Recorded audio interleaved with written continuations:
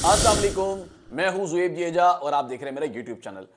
कराची का दिल दहला देने वाला वाकया, साहिल समंदर पर डॉक्टर सारा की लाश मिलने का मामला, यानी कि तहकीकात में कुछ हैरत अंगेज इंकशाफात हुए हैं। ऐसे इंकशाफात जिसको जिसको झुटलाया नहीं जा सकता और जो मेरे सामने भी जो है वो पहली मर्तबा आए हैं। वो क्या है, जरा गौर से सुनिए कि डॉक्टर सारा की जो समंदर में जब यानी कि डॉक्टर सारा समंदर में जो गई थी, यानी कि खुदकुशी करने जो गई थी, डूब गई थी, उनकी जो 2 रोज बाद उनकी जो लाश मिली थी वो लाश ताजा थी। ये बड़े हैरत अंगेज इंकशाफात हैं। यानी कि ताजा का मतलब ये है कि ऐसा लग रहा था उनकी बॉडी देखने के बाद कि जैसे किसी ने थोड़ी देर पहले ही उन्हें लाकर समंदर में फेंका हो।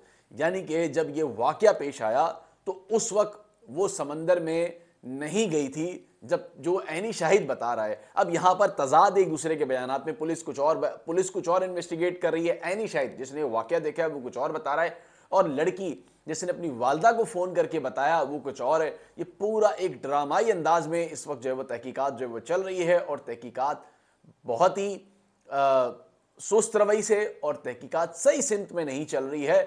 जैसा कि डॉक्टर सारा अस्पताल से निकलती है और साहिल समंदर पर आकर खड़ी हो जाती है, अपनी वालदा को फ़ोन करती है और पूरी रुदात सुनाती है कि वालदा, कि मेरे साथ इस तरीके से ज़्यादती होती रही और डॉक्टर शान मेरे साथ ज़्यादती करता रहा और अब मैं जो है वो साहिल समंदर पर मौजूद हूँ, यहाँ कहकर वो लाइन कट कर देती है। फिर इसी असना में जो एक अहनी शाहिद है वो ये मामला देखता है कि एक लड़की रो रही होती है, और लड़की रो रही होती है ज़ारो कतार। जब वो उससे पूछता है तो उसको डांट देती है।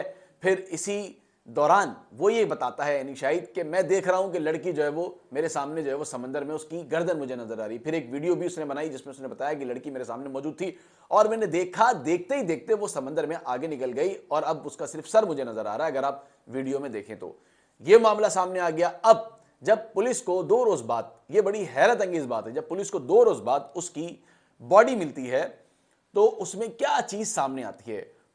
ज़ाहिर पुलिस का भी एक तजुर्बा है, और जो पोस्टमार्टम होता है, जो MLO होता है, मेडिकल लीगल ऑफिसर, उसका भी एक बहुत गहरा तजुर्बा होता है, क्योंकि एक लंबे अरसे से इस तरह के वाकयात देख रहे होते हैं।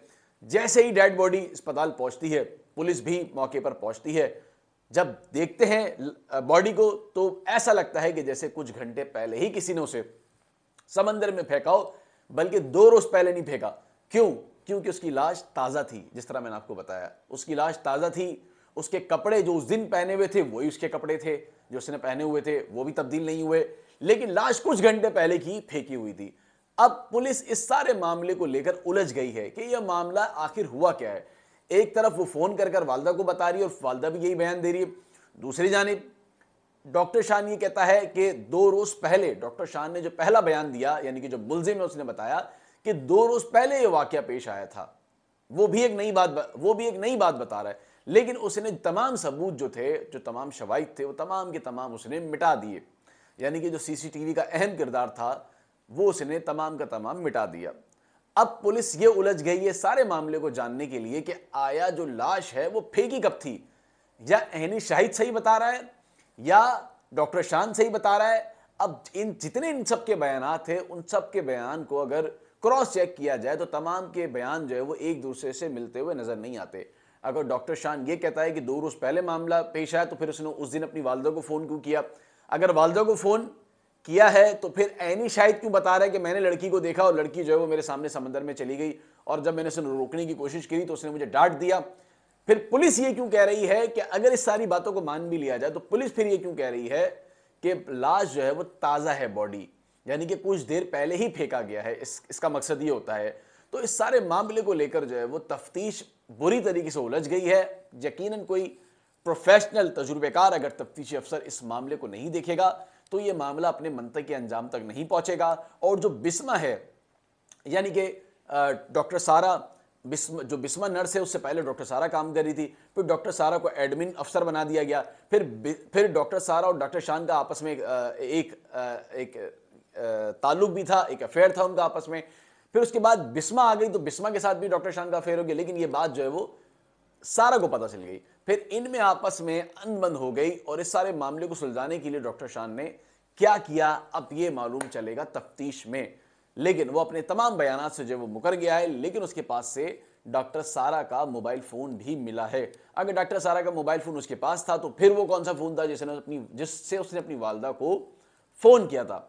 और इंकशाफ ये भी हुआ है कि जो डॉक्टर सारा का मोबाइल मिला है उससे जितनी भी चैट थी, यानी कि आपस में डॉक्टर सारा डॉक्टर शान की, वो तमाम की तमाम उड़ा दी गई है डॉक्टर शान की जानिब से।